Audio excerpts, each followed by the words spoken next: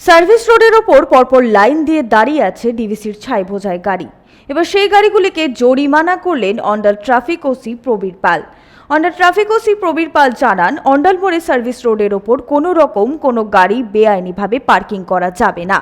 Parking এর ফলে বারংবার ঘটছে দুর্ঘটনা। তিনি জানান, যদি এই নিয়মের অন্যথা হয় তাহলে তার বিরুদ্ধে সঠিক ব্যবস্থা গ্রহণ করা হবে।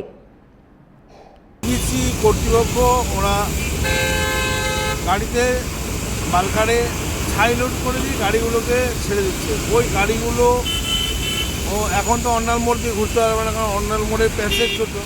আর ওরা এই সোজা বেরিয়েছে টপ লাইন মোড় থেকে, ওদের ঘোরার ব্যবস্থা করা আছে, কিন্তু ওরা যেটা আসবে না, যেহেতু আবার এতটা তেল পড়বে, ওরা পার্কিং ওরা রাস্তার উপর সার্ভিস রোডের উপর করে দিচ্ছে।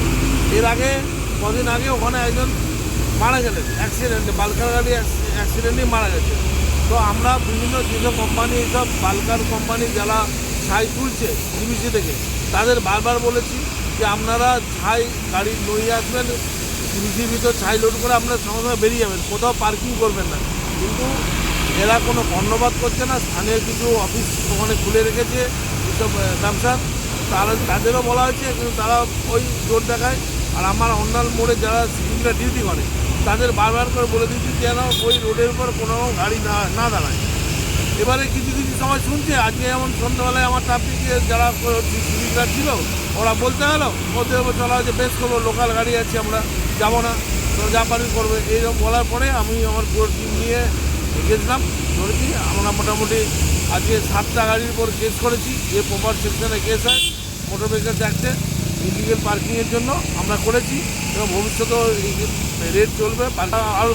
আরও জোরদার অ্যাকশন আমরা নেব আমাদের অন্ডাল ট্রাফিকের পক্ষ থেকে। প্রলয় বন্দ্যোপাধ্যায়, 99 নিউজ বাংলা, অন্ডাল।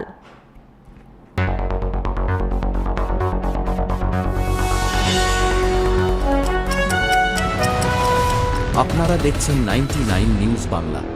বদলাবো আমরা।